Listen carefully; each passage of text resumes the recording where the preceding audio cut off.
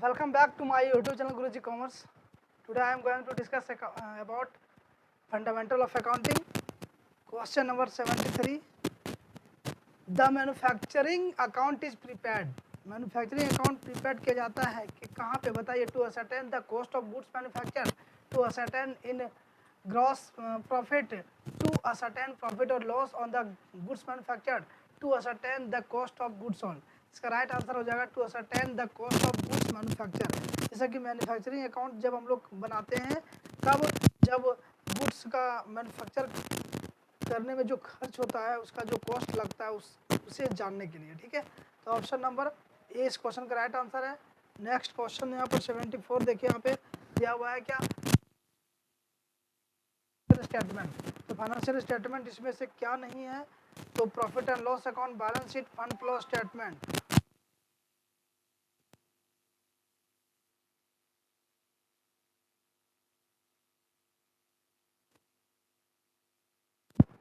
Next देखिए,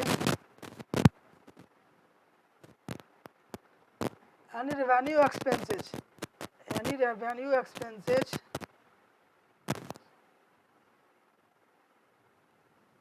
or separate available will be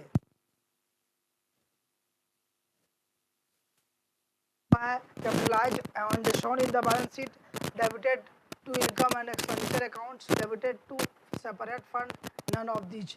इसका right answer जो होगा option number C, debited to the separate account. Okay,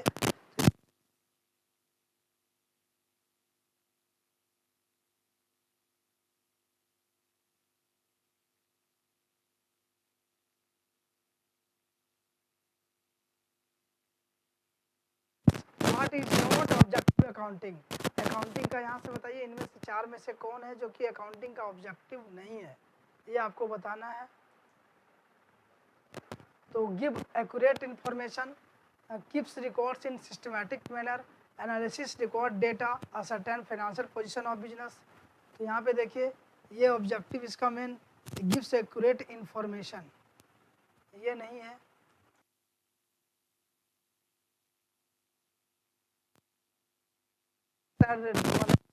recorded data को और certain financial position of the business के financial position को certain करता है, लेकिन बैलेंस शीट दे करके है ना, बैलेंस शीट बनाता है ना।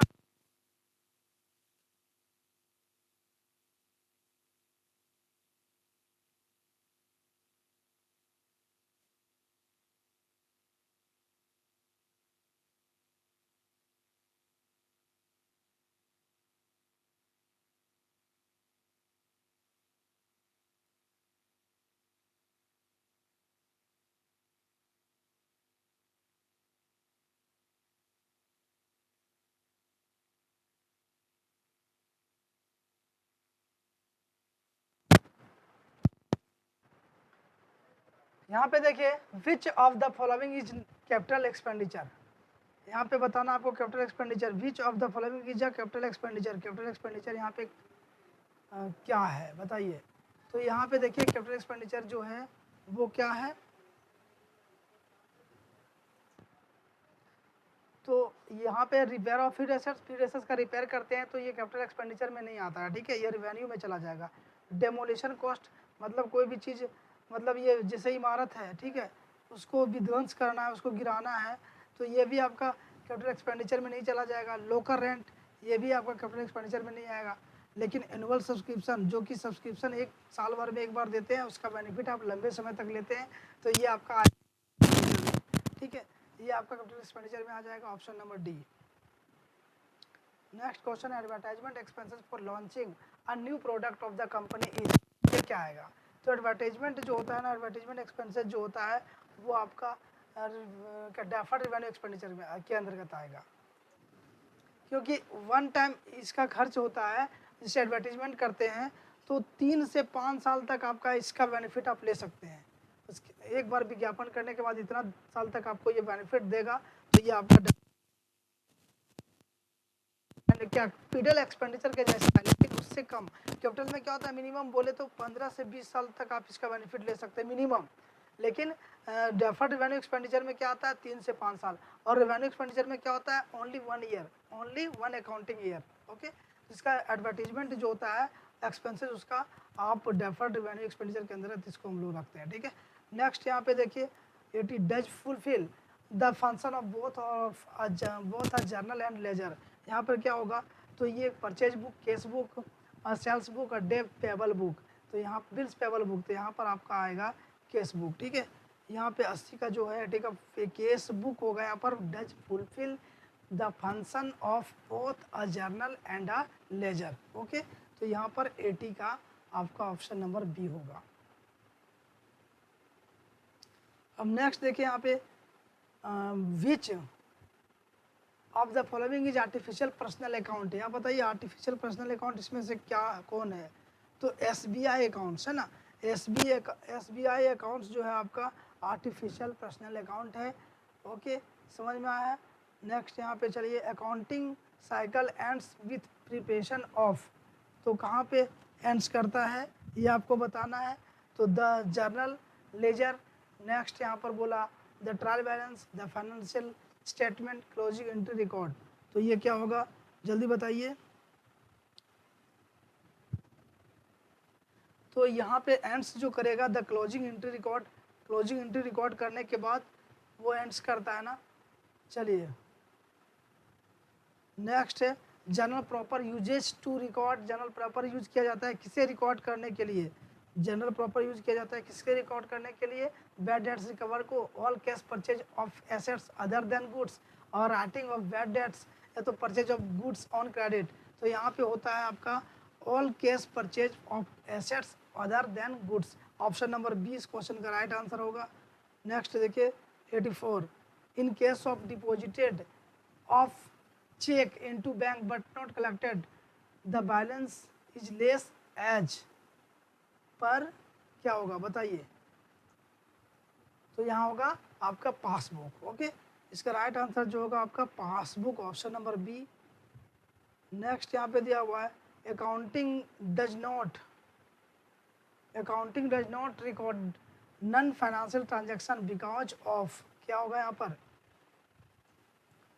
ये entity concept, okay, entity concept होगा यहाँ पे इसका राइट आंसर। तो इसका राइट आंसर जो होगा मनी मेजरमेंट कंसेप्ट होगा, ठीक है। जो मनी के में मेजर किया जा सकता है उसी को यहाँ पे रिकॉर्ड करेंगे, लेकिन यहाँ पे accounting does not record non financial transaction because of money measurement concept, समझ में आया। जो मनी मेजरमेंट कंसेप्ट के लायक नहीं होगा, उसको मनी में मेजर नहीं किया जा सकता है, उसे आप रिकॉर्ड नहीं करेंगे, ये मनी मेजरमेंट कंसेप्ट कहता है। देखिए बहुत ही आसान सवाल यहाँ पे दिया हुआ, narration is given at the end of. Narration आप कब लिखते हैं, किसके अंत होने पर, तो final accounts, trial balance, is ledger accounts, is general entry. जब जनरल एंट्री हम लोग कंप्लीट करते हैं तो उसके बाद हम लोग जनरेशन लिखते हैं। कैसे मैं बताऊँ आपको, जैसे मान लीजिए 1000 रुपया का मशीनरी परचेज किया, तो उसका एंट्री क्या लिखते हैं, machinery account debit.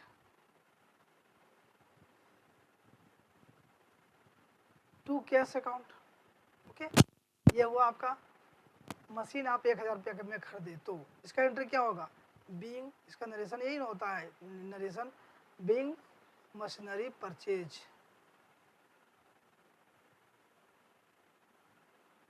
For cash,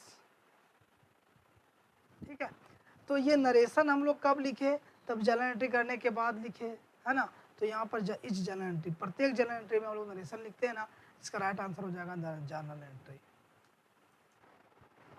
यहाँ पे देखिए which one of the following is an example of personal account. Personal account का कोई एग्जाम्पल बताइए, यहाँ पे क्या होगा, तो मशीनरी, रेंट, केस, क्रेडिटर, ठीक है। मशीनरी क्या है, तो ये रियल अकाउंट में है, रेंट क्या है, नॉमिनल अकाउंट में है, नॉमिनल अकाउंट में है। रेंट या तो रिसीव करेंगे वो भी नॉमिनल अकाउंट में होगा, रेंट पेड करेंगे वो भी नॉमिनल अकाउंट में होगा। केस क्या है, तो रियल अकाउंट का है, लेकिन क्रेडिटर जो होता है वो आपका पर्सनल अकाउंट का आता है, ठीक है। क्रेडिटर, डेटर, ये दोनों जो है वो आपका पर्सनल अकाउंट का है, इसका राइट आंसर होगा पर्सनल अकाउंट का creditor, option number D. Next question देखिए यहाँ पे 88